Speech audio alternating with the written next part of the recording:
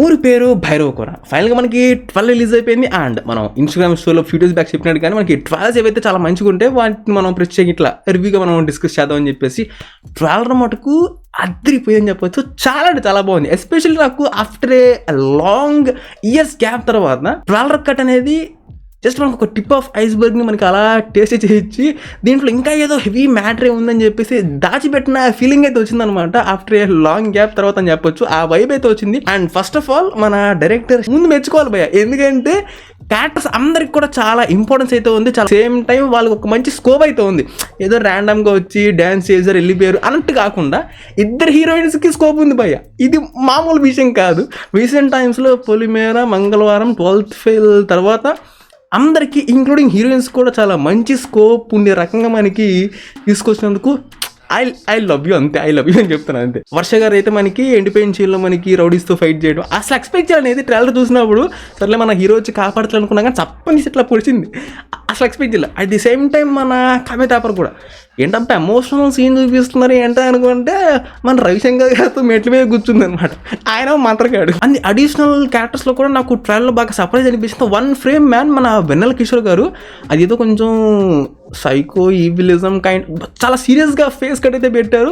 Hope మనకి ఆయనది చాలా స్పెషల్గా ఉండబోతుంది అనుకుంటున్న రోల్ అనేది. మళ్ళీ ఏదో కామెడీ రోల్లో అలా ఫేస్ పెట్టారంటే మళ్ళీ రొటీన్ అయిపోతుంది అబ్బా. సో అంటే ఇప్పుడు దాకా అందరికీ కూడా చాలా డిఫరెంట్గా రాస్తున్నారు కదా క్యారెక్టర్స్ అనేవి మంచిగా స్కోప్ ఉన్నట్టు. సో అది కూడా అంతే ఉండిద్ది అనుకుంటున్నాను. At the same time commercial స్పేస్లో మనకి వీళ్ళు పిక్ చేసుకున్న ప్లాట్ని మనకి చాలా డిఫరెంట్ వేలో మనకి ప్రజెంట్ చేస్తున్నారు, మన దగ్గరికి తీసుకొస్తున్నారు. ఇది చాలా బాగా నచ్చింది. గరుడ పురాణంలో మనకి 4 పేజీలు మిస్ అయ్యాయి. అసలు అవి ఎలా మిస్ అయ్యాయి, అసలు దాంట్లో ఉన్న మ్యాటర్ ఏంటి అనేది మనకి ఒక విలేజ్లో మనకి హ్యాపీగా సెట్ చేసేసుకొని మన హీరోయిన్స్ వాళ్ళు ఇంక ఈ విలేజ్లోకి ఎంటర్ అయిపోయి తర్వాత మనకి స్టోరీ రన్ అవుతుంది అనమాట.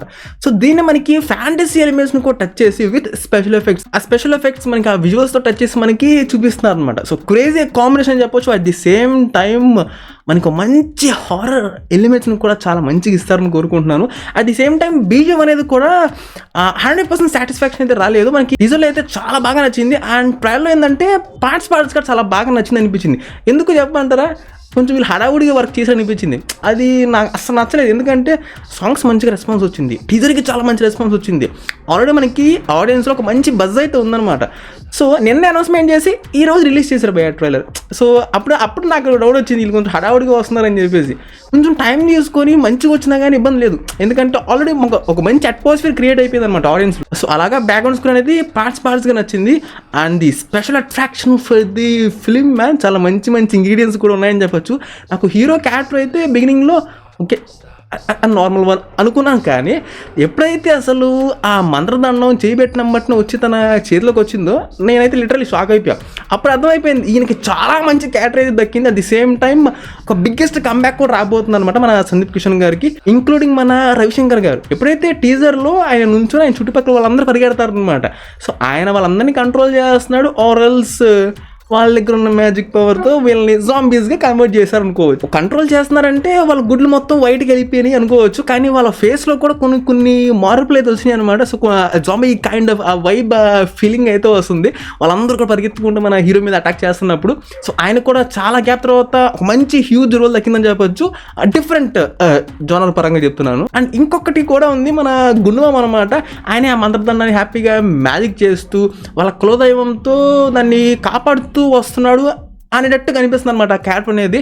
పైన ఏమో వాళ్ళు జాతరలో ఎవరైతే కాస్ట్యూమ్స్ చేస్తున్నారో similar kind of the art work అనేది మనకి అక్కడ గోడ మీద కనిపిస్తుంది. ఇతని దగ్గర నుంచి ఆ మంత్రదండం మన హీరో దగ్గరికి వెళ్ళిద్ది. సో ఇట్లా అనిపిస్తుంది అనమాట. విజువల్స్ పరంగా కూడా చాలా బాగున్నాయి. నాకు మటుకు ఈ స్పెషల్గా ఈ ఫ్రేమ్ మటుకు చాలా బాగా నచ్చింది. వైపు ఏమో కొండ మేయించి ఆ మంటలు ఏవైతే ఆ హెల్మెట్ సూట్ ఎందుకు వేసుకున్నాడు భయ, అది మనకి నిజంగా నాకు ఒక బిగ్ క్వశ్చన్ మార్క్ అనమాట.